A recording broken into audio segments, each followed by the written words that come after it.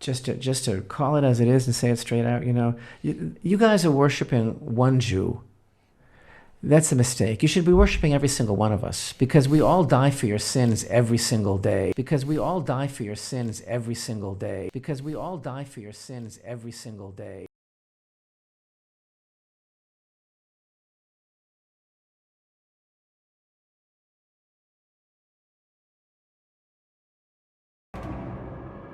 And so when he's saying he's coming to redeem, while he would say, redeem Israel, O God, out of all their troubles.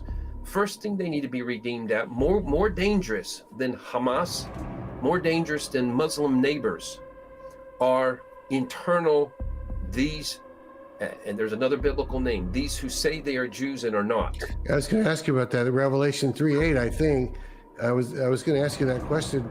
Does that refer to this time, or can it refer to this time? It can. It's Revelation 3:9. Indeed, I will make those of the synagogue of Satan who say they are Jews and are not, but lie.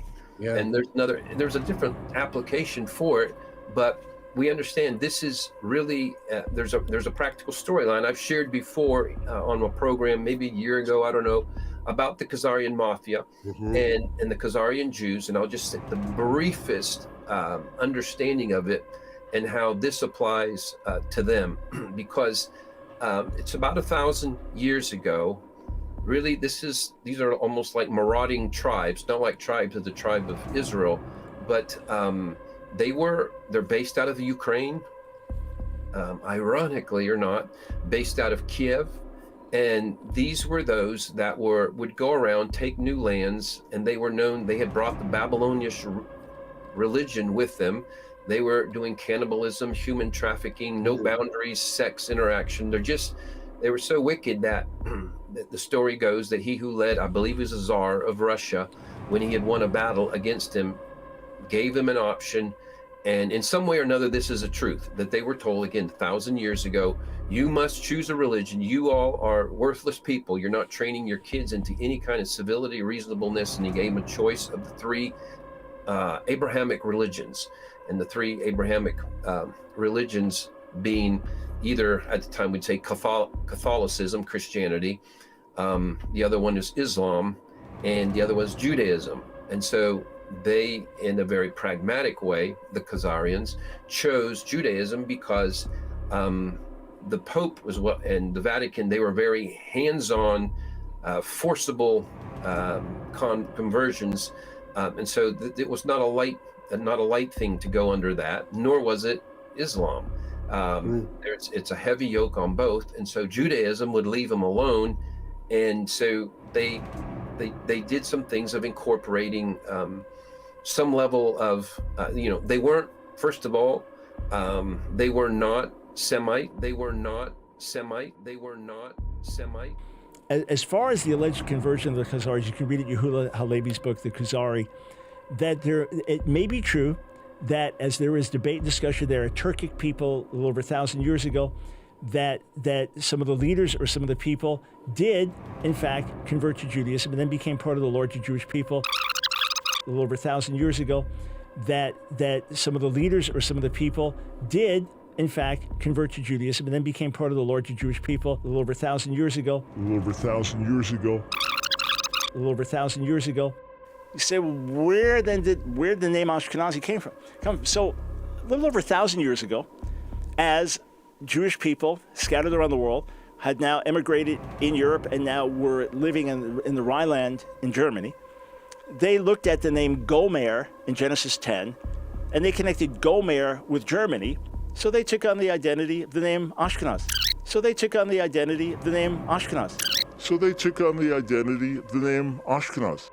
Without getting too semantic, or at the risk of getting too semantic, does it matter that the Jews are not Semites, or does this phrase anti-Semitism just means hatred for the Jewish people? They're Ashkenazi, they're Eastern European Jews. You say, well, where did the name Ashkenazi came from? So a little over 1,000 years ago, as Jewish people scattered around the world had now emigrated in Europe and now were living in the Rhineland in Germany, they looked at the name Gomer in Genesis 10, and they connected Gomer with Germany, So they took on the identity of the name Ashkenaz. It has nothing to do with Ashkenaz in the Bible, which is a descendant of Japhet. It's just a name that was taken. Okay, it's that simple.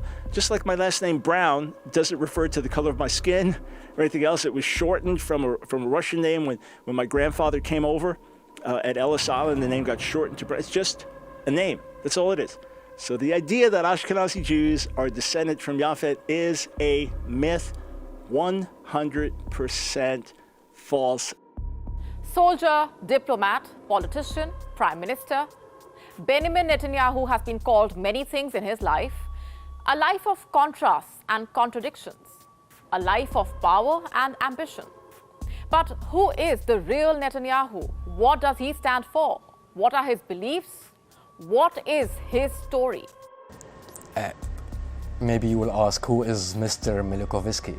I did ask, and you told me, but I didn't know before. He is Benjamin Netanyahu. This is the real name. Prime Minister or President of Israel. The colonial settler state of Israel.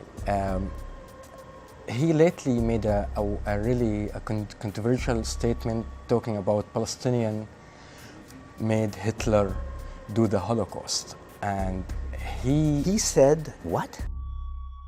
And this attack and other attacks on the Jewish community in 1920, 1921, 1929 were instigated by a call of the Mufti of Jerusalem, Haj Amin al-Husseini, who was later sought for war crimes in the Nuremberg trials because he had a central role in fomenting the final solution. He flew to Berlin. Hitler didn't want to exterminate the Jews at the time. He wanted to expel the Jews. Hitler didn't want to exterminate the Jews at the time. He wanted to expel the Jews. Hitler didn't want to exterminate the Jews at the time. He wanted to expel the Jews. And Haj Amin al-Husseini went to Hitler and said, if you expel them, they'll all come here. So what should I do with them? He asked. You said, burn them. The Israeli Prime Minister says it wasn't a Nazi idea. He says it came from a Palestinian Muslim, Hitler's companion in this photo, the Grand Mufti of Jerusalem, Haj Amin al-Husseini, who he says passed on the suggestion when they met in 1941. Hitler didn't want to exterminate the Jews at the time. He wanted to expel the Jews. And Haj Amin al-Husseini went to Hitler and said, if you expel them, they'll all come here. So what should I do with them? He asked. You said, burn them. Well, at first I didn't believe what I heard. Colette Avital was once Netanyahu's opponent in Israel's parliament. She's also a Holocaust survivor. It's belittling the role of the Nazi party, of Hitler himself, and of all his associates for the final solution. Some historians have also piled on the Prime Minister. The killing of the Jews was already a fact. Their view, Netanyahu got his facts wrong, absolved Hitler, and gave support to those who deny the Holocaust ever happened. Hitler didn't need any kind of advice from somebody, and of course not the advice of some small fry like the Mufti of Jerusalem. So the whole dialogue that Netanyahu mentioned was invented. He lately made a really controversial statement talking about Palestinian made Hitler do the Holocaust. And he said what? Yeah, he said that the Palestinians were behind the Holocaust. They kind of pushed Hitler to do the Holocaust. Now, before going to talk in details about that, I would like to talk about an incident happened in the United Nations to show who is Mr. Milikovsky, the real one. He claimed once on a podium of United Nations that his first name, Benjamin, go 4,000 years BCE, when the Benjamin and David were running on the hills of Judea. And his second name, Netanyahu, go back 2,000 years because some archaeologists found a ring was written on it, Netanyahu. He did not mention that his father, Ben Zion Milikovsky, changed this name, Milikovsky, to Netanyahu in 1920s when they moved from Lithuania to colonize Palestine.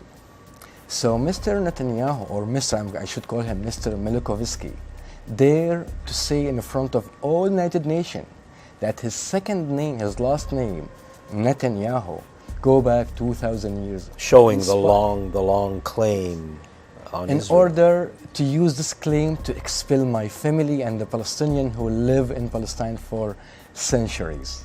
So this is the kind of person who is Netanyahu or Mr. Milikovsky. And another example, Sarkozy and Obama in one of the meetings. Sarkozy was the president of France. Okay. One time they were caught with open mic talking with each other. Sarkozy telling Obama that this guy is such a liar. He is talking about Netanyahu. And Obama responded saying, are you telling me I have to deal with him every day? Yeah. I remember that happening when... An open mic during last week's G20 summit caught President Obama and French President Nicolas Sarkozy complaining about Israel's prime minister, according to a report by Reuters. I cannot bear Netanyahu. He's a liar, said Sarkozy. Obama, according to a French interpreter who was translating his remarks, replied, you're fed up with him, but I have to deal with him even more often than you. The president didn't exactly come to the defense of Netanyahu, whom he most recently saw at the UN in September. It's not surprising, says Martin Indyk, who served as U.S. ambassador to Israel during the Clinton and Bush administrations. It reveals the inner feelings of the president towards Prime Minister Netanyahu. I don't think it's any secret that these two leaders have not gotten on, basically, from their first meeting on. And an Oval Office encounter this past May further revealed the frosty relationship between the leaders. While Israel is prepared to make generous compromises for peace, it cannot go back to the 1967 lines. Netanyahu essentially lecturing a stern-faced President Obama. Sarkozy telling Obama that this guy is such a liar. He is talking about Netanyahu. And Obama responded saying, are you telling me I have to deal with him every day? Yeah. I remember that happening when Now, I'm not really depending here on the words of Sarkozy or Obama. Who is the real Netanyahu? What does he stand for? What are his beliefs? What is his story? What is his story? What is his story? This story begins in October 1949, 1 year after Israel's formation. This is when Netanyahu was born, the second child of a historian. His paternal grandfather was a rabbi and a Zionist writer. His name was Nathan Milikowski.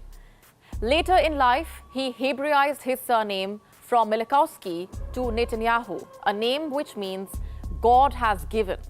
This is Yair Netanyahu's DNA test that has been leaked. You can see right there his Y DNA is RM198. Descendants of RM198 come from Poland, Russia, Germany, and other European countries. Does this look Semitic to you? Does this look Middle Eastern?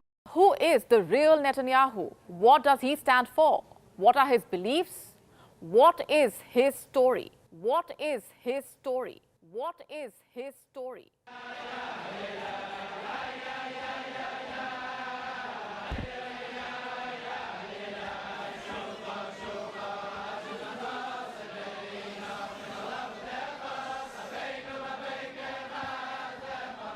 Police make a wild discovery underneath a synagogue in Brooklyn. An illegal tunnel found below the Chabad Lubavitch World Headquarters in Crown Heights. All right, Fox 5's Lisa Evers takes a look at how it was discovered. 9 men are facing charges this afternoon after police say they dug a secret tunnel into the sanctuary of the Chabad Lubavitch headquarters in Brooklyn. The men described by police as extremist students are accused of digging the tunnel so that they would be able to have access to the sanctuary after hours. And when a cement truck was brought in to fill that tunnel, the men stood in the tunnel, refusing to leave. The discovery of a secret tunnel eventually led to a massive brawl inside a 100-year-old synagogue in Brooklyn, New York. Known as 770, the synagogue serves one of the largest groups of Hasidic Jews in the world. Now, luckily, no injuries were reported from this brawl, believe it or not. But what the hell sparked it? What is behind the brawl in the first place? What got people so fired up? Well, it was all over the discovery of a tunnel and an attempt by authorities to fill it with cement. So you see a gentleman coming out of that tunnel. This isn't in the Middle East, guys. This is in Brooklyn, okay? This is in Brooklyn. Who is the real Netanyahu? What does he stand for? What are his beliefs? What is his story? What is his story? What is his story? Netanyahu.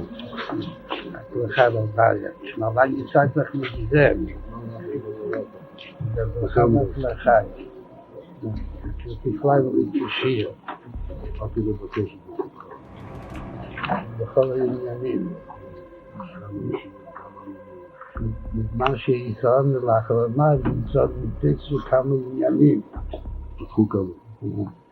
מה שרואה עוד, וגם מטו שעדיין משאיר ליבו. אז הייתה תמונה שהוא עם ידיעתו.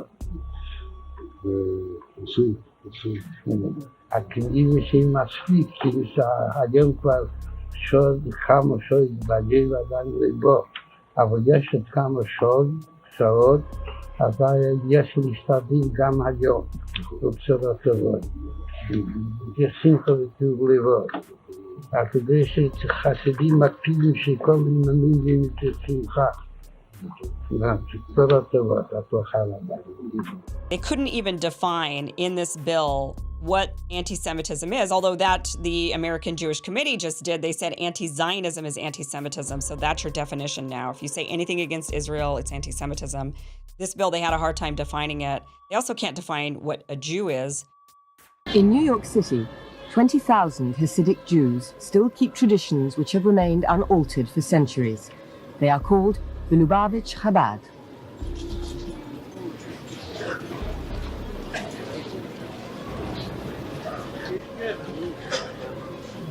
The Lubavitch believe that they have the answer to the question, what is a Jew? Or more precisely, what does God expect of a Jew? God expects that a Jew should be someone who sticks rigidly to orthodox practices and to a fundamentalist reading of the Jewish Bible, the Torah.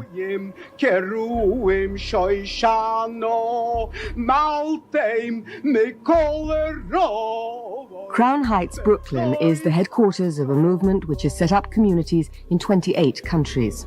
The influence of the Lubavitch is felt worldwide, but most notably in Israel, where Orthodox religious parties would like to achieve a purely religious state. Hasidism began in Eastern Europe in the 18th century and was argued over even then. It attracted thousands to its emotional, mystical worship, but existing orthodoxy opposed it. Hasidic life centers on a charismatic leader known as the Rebbe. The Lubavitch Rebbe is Menachem Mendel Schneerson. He's the seventh in a dynasty which stretches back 200 years. He is revered by his followers as father, guru, king, miracle worker, perhaps even Messiah. Who is the real Netanyahu? What does he stand for? What are his beliefs? What is his story? What is his story? What is his story?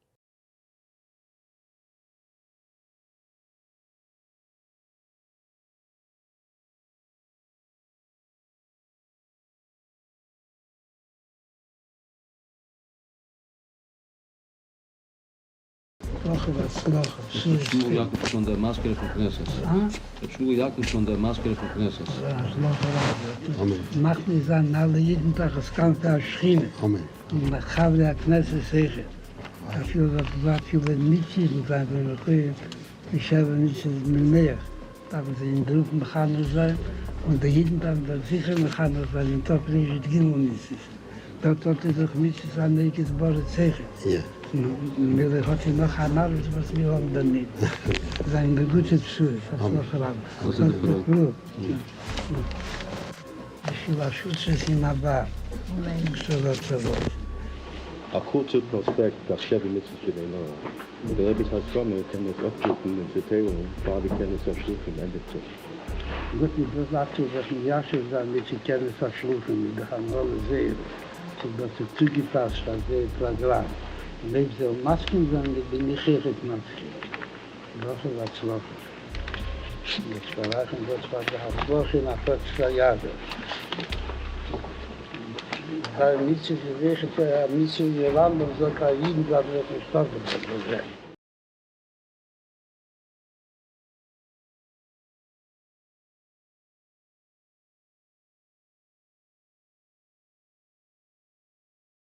102nd Congress of the United States of America AT the first session begun and held at the city of Washington on Thursday, the 3rd day of January, 1991 joint resolution to designate March 26, 1991, as Education Day, U.S.A. Whereas Congress recognizes the historical tradition of ethical values and principles which are the basis of civilized society, and upon which our great nation was founded. Whereas these ethical values and principles have been the bedrock of society from the dawn of civilization, when they were known as the 7 Noahide laws. Whereas without these ethical values and principles the edifice of civilization stands in serious peril of returning to chaos. Whereas society is profoundly concerned with the recent weakening of these principles that has resulted in crises that beleaguer and threaten the fabric of civilized society. Whereas the justified preoccupation with these crises must not let the citizens of this nation lose sight of their responsibility to transmit these historical ethical values from our distinguished past to the generations of the future. Whereas the Lubavitch movement has fostered and promoted these ethical values and principles throughout the world. Whereas Rabbi Menahem Mendel Schneerson, leader of the Lubavitch movement, is universally respected and revered and his 89th birthday falls on March 26, 1991. Whereas in tribute to this great spiritual leader, the Rebbe, his 90th year will be seen as one of education and giving, the year in which we turn to education and charity to return the world to the moral and ethical values contained in the 7 Noahide laws.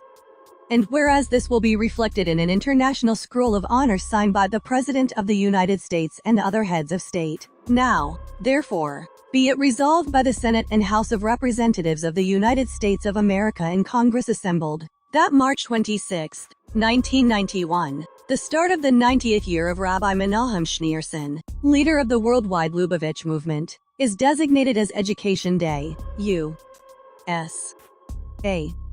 The President is requested to issue a proclamation calling upon the people of the United States to observe such day with appropriate ceremonies and activities. Who is the real Netanyahu? What does he stand for? What are his beliefs? What is his story? What is his story? What is his story? I spoke to Prime Minister Renzi of Italy and to David Cameron, Prime Minister of Britain, and to Angela Merkel just in the last few weeks. And I said, I don't want to talk about ISIS, that's politically loaded.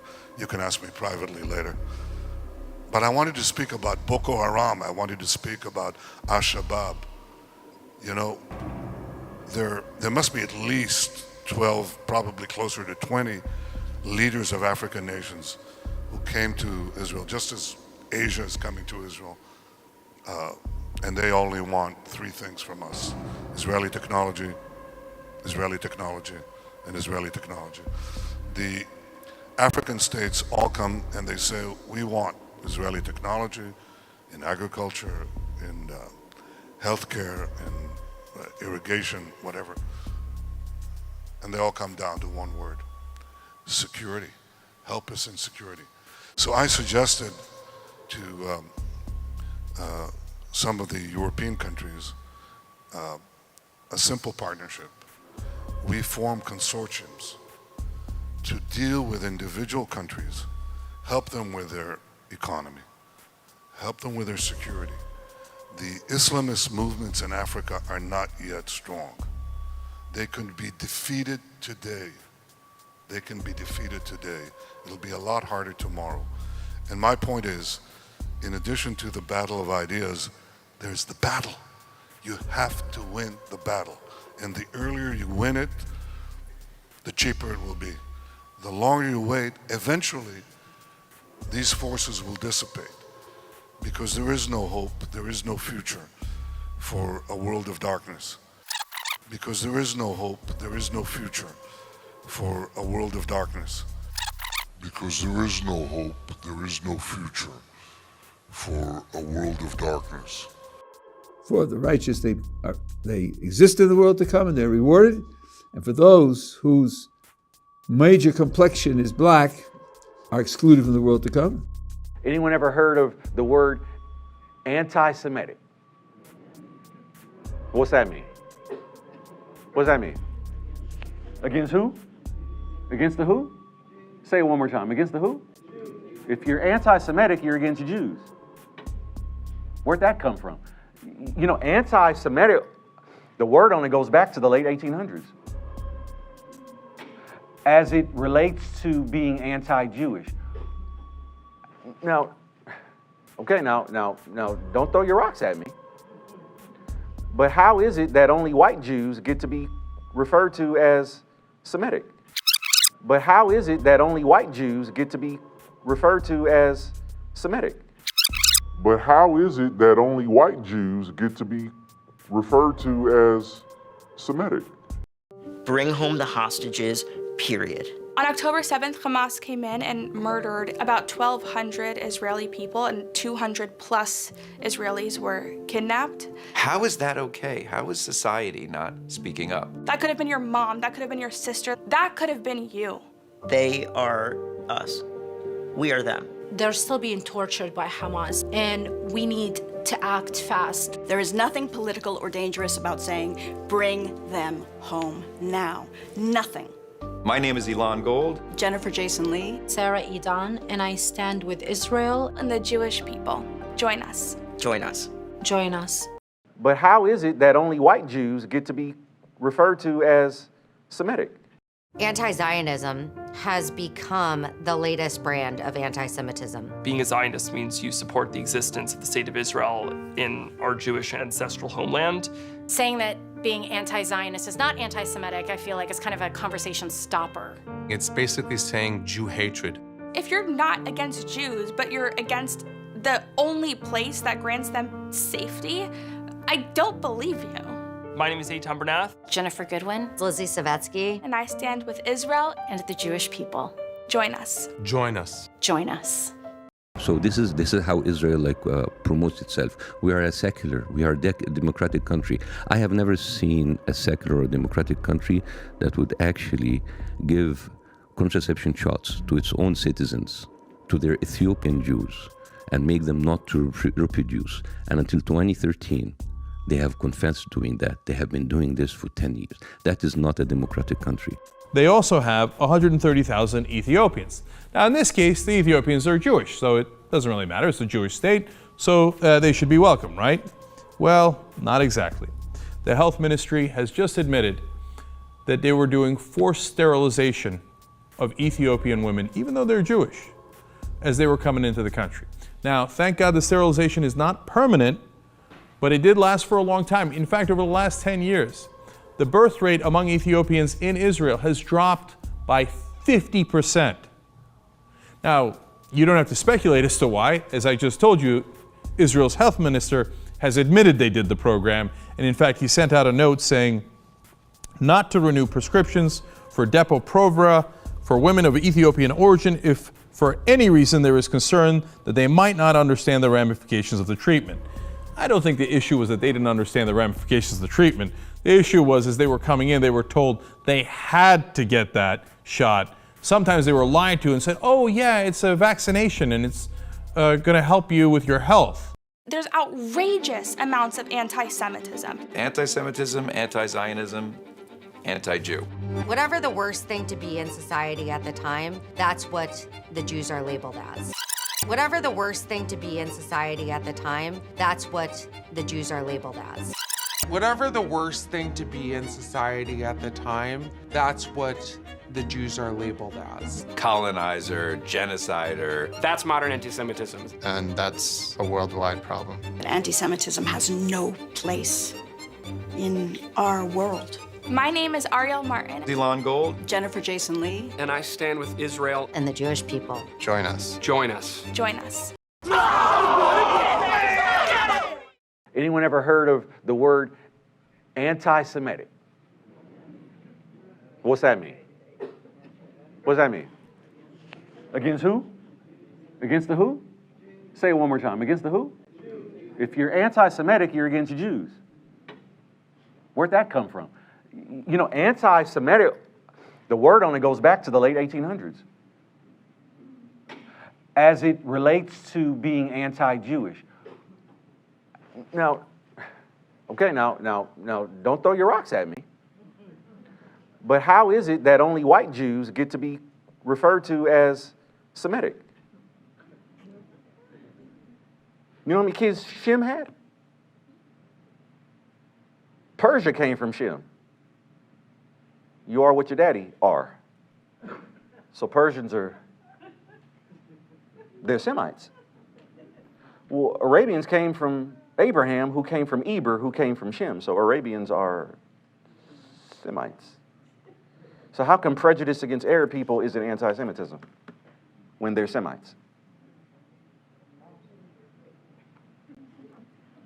Well, how come only Ashkenazi white-skinned Jews can cry out anti-Semitism? Or are they the only ones that can when there's a whole lot of Semites in this world? See, that's both the impressive nature of etymology, but also the dangers. You take a word, you give it a new meaning, and somehow the new meaning holds the most weight. I've given you examples of this before, right? Well, I mean, the word gay. What's gay mean? How do y'all know that? Where you get that from? Because it's an old word. It's real old. How many of you existed in a world where gay meant happy? Where the word gay could be used as a synonymous term for the word happy? So that's what it originally meant. But we can't say that today. Why can't we say it today? The word's been hijacked. It's been taken. It's been given a new meaning. And for some strange reason, the new meaning holds the most weight. Supersedes every... How? How can you supersede the law of first mention? But it has happened. Again, the word anti-Semite, anti-Semitism, and what it means only goes back to the late 1800s. And it is a word that was coined.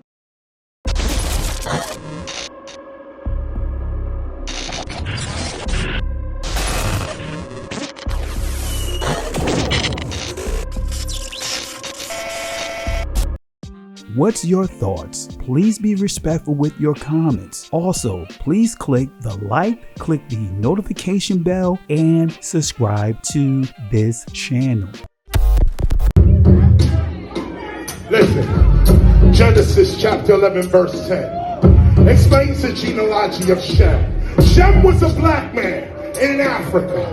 If you repeat this back, Genesis 14 verse 13, Abraham steps on the scene. Being a descendant of Shem, which is a fact, means Abraham too was black. Abraham, born in the city of a black man, called Nimrod, grandson of Ham. Ham had 4 sons. One was named Canaan. Here, let me do some explaining. Abraham, Isaac was Jacob had 12 sons, for real, and these were the children of Israel.